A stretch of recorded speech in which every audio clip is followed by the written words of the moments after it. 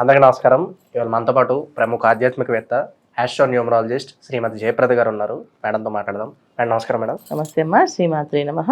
2024 December మాసం ధనుసు రాశి వారికి ఎలాంటి ఫలితాలు ఉండబోతున్నాయి? గ్రహస్థితి ఎలా ఉంది? ఎలాంటి రెమెడీస్ చేసుకుంటే బాగుంటుంది అంటారు? తప్పకుండా ధనస్సు రాశి వాళ్ళకి ఈ మాసం మంచి ఫలితాలు చెప్పుకోవచ్చు. ఎందుకంటే వీళ్ళకి ద్వితీయ స్థానంలో శుక్రుడు, తర్వాత చక్కగా మేషంలో ఉన్న గురువు వక్రించి ఈ శుభగ్రహాలు, శుభదృష్టి, శుభవీక్షణ అనేది వీళ్ళకి కాంబినేషన్ చాలా బాగుంది. తర్వాత తృతీయ స్థానంలో శని భగవానుడు, చతుర్థ స్థానంలో రాహు. ఏంటంటే శని రాహుల కలయిక. ఈ విధంగా ఏంటంటే ధనస్సు వాళ్ళకి ఒక విధమైన యోగాలు, ఏ యోగాలు వస్తాయి వీళ్ళకంటే చెప్పకలేదు. వాళ్ళ జాతకంలో ఉండే పర్సనల్ జాతకంలో ఉండే యోగాలు బట్టి ధన యోగం ఉంది, గృహ యోగం ఉంది, తర్వాత వాహన యోగం ఉంది. ఈ యోగాలు అనేది వాళ్ళ జన్మ జాతకంలో కూడా యోగం కలిసి వస్తాయి.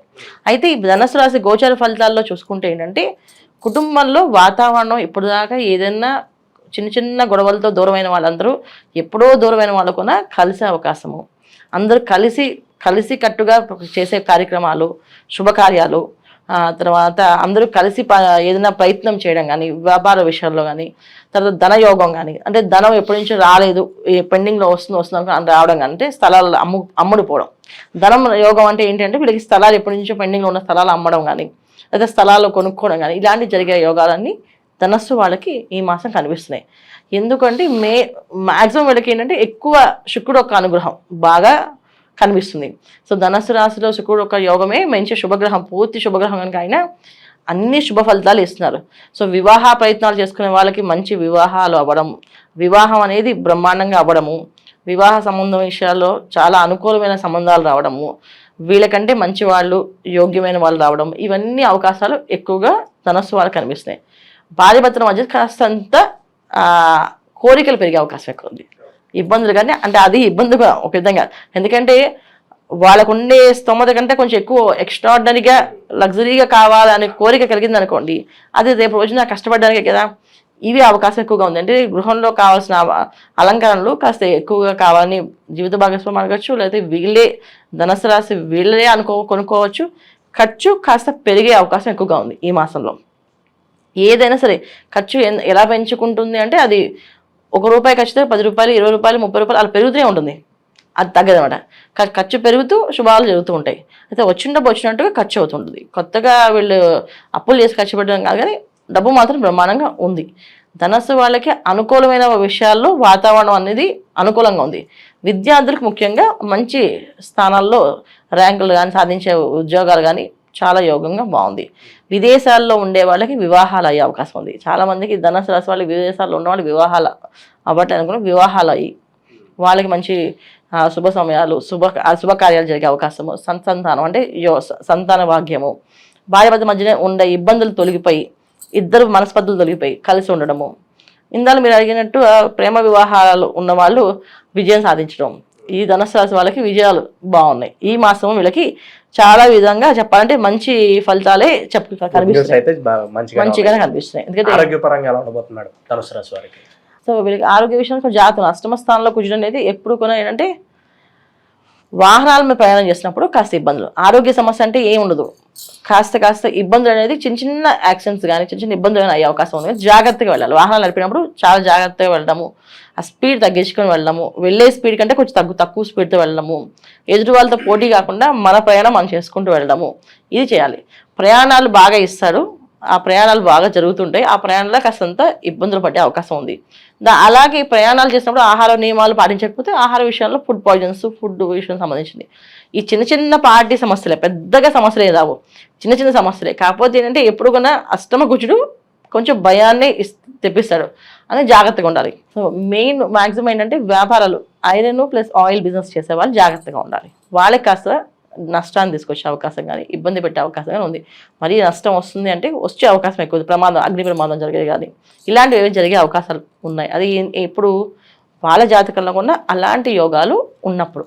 ఇది గోచారంలో ఉన్న ఫలితాలు ఖచ్చితంగా జరుగుతాయి కాదు, ఇది గోచార ఫలితాలు ఉన్నాయి. జాగ్రత్తగా ఉండడం. ఇప్పుడు పెట్రోల్ బంక్ దగ్గర ఆగినప్పుడు స్మోకింగ్ చేసే వాళ్ళు చేయకుండా ఉండడం, అక్కడ ఏదైనా వాడకుండా ఉండడం, ఇలాంటి జాగ్రత్తగా తీసుకోవాలి. ఎందుకంటే అలా వెళ్తే ఎవరికి జరగదు ఎప్పుడు, కానీ వీళ్ళకి జరిగే అవకాశం ఉంటుంది. ఇలాంటి చిన్న ప్రమాదాలు, అగ్ని ప్రమాదాలు ఇంట్లో కూడా స్టవ్ దగ్గర పనిచేసేటప్పుడు కాస్త జాగ్రత్తగా ఉండడం. తర్వాత కరెంటు దగ్గర స్విచ్చెస్ వేసినప్పుడు వాటర్ చేతులతో కాకుండా శుభ్రం చేతులు తుడుచుకొని స్విచ్ వేయడం. జనరల్గా అయితే ఏమీ జరగదు, కానీ ఒక్కోసారి చెప్పలేం కదా, జాతకంలో ఉండే యోగం కాస్తేనా ఫలిస్తుంది అంటే ఒక్కొక్కసారి ఏంటంటే ఒక స్విచ్ వేసి ఆ షాక్ కొట్టి అక్కడ దెబ్బను పడతాం. అది కూడా ఒక రకమైన ఇబ్బంది. పడి లేవడం ఒక ఎత్తు, పడి ఫ్రాక్చర్ అవ్వడం ఇంకో ఎత్తు. ఇది వాళ్ళ జన్మజాతకంలో ఉండే యోగం బట్టి ఉంటుంది. ఇది ఒక్కటి తప్ప మిగతా విషయాల్లో అనుకూలంగా ఉంది.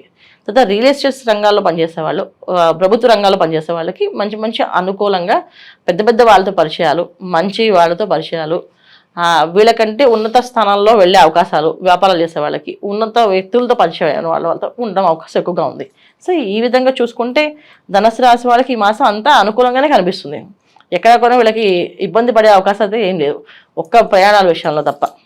ఈ రాజకీయం, సినీ రంగంలో కొంతమంది ఉంటారు, కొంత గుర్తింపు కోసం చూస్తూ ఉంటారు. అటువంటి వారికి మాసం ఎలా ఉండబోతుంది? రాజకీయ పరంగా సినీ రంగంలో పనిచేసే వాళ్ళకి యోగం బాగుంది. ఎందుకంటే ఇక్కడ రాహు, శని ప్లస్ శుక్రుడు అందరూ కూడా ఏంటంటే కొంచెం బలంగా వీళ్ళకి యోగాన్ని ఇస్తున్నారు, బాగుంది. సో అందుకని సినీ ప్రయత్నాల్లో అంటే ఎవరైనా యాంకర్స్గా ఉండాలని కానీ, వాళ్ళు ఇండిపెండెంట్గా ప్రొఫెషనల్స్లో ఒక అడ్వకేట్స్ కానీ, తర్వాత ఒక డాక్టర్స్గా కానీ వీళ్ళకి చాలా అనుకూలంగా, అంటే వీళ్ళు పెట్టాలనుకునే సంస్థ బ్రహ్మాండంగా పెట్టడం కానీ, ఆఫీస్ అంటే పెద్దగా ఆఫీస్ ఓపెన్ చేయడం కానీ, వీళ్ళకి కావాల్సిన ఛానల్స్ పెట్టుకోవాలంటే ఛానల్స్ పెట్టుకోవడానికి కానీ చాలా ఇప్పుడు చిన్న చిన్న స్థానాలు యూట్యూబ్ రంగాల్లో కూడా అవి కూడా వీళ్ళకి ఒక రకమైన మంచి వ్యాపారమే కదా, అది కూడా యోగం బాగుంది ఈ మాసంలో. ధనుసు రాశి వాళ్ళకి వ్యాపార వ్యాప్తంగా అన్ని విధాల యోగం ఉంది, బాగుంది, చాలా చక్కగా. అయితే ఒక ఆయిల్ వాళ్ళకి, ఐరన్ వాళ్ళకి కాస్తంత ఇబ్బందులు ఉన్నాయి, మిగతా అందరికి బాగుంది. మేడం, ఈ రాశి వారు ఎటువంటి పరిహారాలు చేసుకోవడం ద్వారా మంచి ఫలితాలు పొందడానికి ఆస్కారం ఉంటుందంటారు ఈ మాసం? తప్పకుండా వీళ్ళు ఈ మాసం అంతా లక్ష్మీనారాయణ స్తోత్ర పారాయణ, లక్ష్మీనారాయణ హృదయం అని ఉంటుంది పారాయణ, అది చేయించుకోవడం. తర్వాత లక్ష్మీనారాయణ టెంపుల్కి వెళ్ళడము, సో వెంకటేశ్వర స్వామి దర్శనం చేసుకోవడం, తిరుపతి క్షేత్రం దర్శనం చేసుకుని రావడం. ఎందుకంటే వీళ్ళకి శుభకార్యాలు, క్షేత్ర దర్శనాలు, తర్వాత విలాసాలు, తర్వాత విందులు ఇవన్నీ ఉన్నాయి. వీటిల్లో వీళ్ళు చేసే పనులు ఏంటంటే ఏదైతే మనం ఎక్కువగా పుణ్యం చేస్తామో అది మనకి రేపు రోజున నెక్స్ట్ అదొక బ్యాంక్లో ఫామ్ అయ్యి వీళ్ళకి రేపు రోజున అవసరమైనప్పుడు అది ఉపయోగపడుతుంది. సో వీళ్ళు చేయాల్సిన ఏంటంటే వెంకటేశ్వర ఆరాధన, తిరుపతి క్షేత్రం దర్శనం చేసుకున్నాను, క్షేత్రంలో నిద్ర చేసి రావడం, తర్వాత లక్ష్మీనారాయణ ఇంట్లో పూజ చేయడం, ప్రతి బుధవారము తులసి దళాలతో విష్ణుమూర్తిని అర్చించడం ఇంట్లో.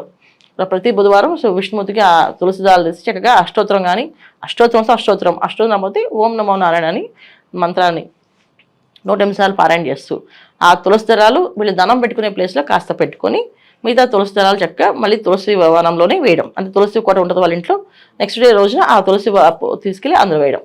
సో తులసి ఆడవాళ్ళకి పోయకూడదు, మగవాళ్ళతో పోయించుకోవాలి, మగవాళ్ళతో చేయించాలి.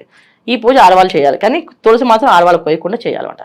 ఈ విధంగా బుధవారం చేసుకోవాలన్నా ఆర్థికంగా ఏమైనా ఇబ్బందులు ఉంటే అవి తొలగిపోయి బ్రహ్మాండంగా బాగుంటుంది. ఇది వీళ్ళు చేసుకోవాల్సిన పరిహారం ఈ మాసం అంతా. డిసెంబర్ మాసంలో ధనుసు రాశి వారికి ఎలాంటి ఫలితాలు ఉంటాయి, అలా వీరు చేసుకోవాల్సిన పరిహారాలు తెలియజేసినందుకు ధన్యవాదాలు మేడం.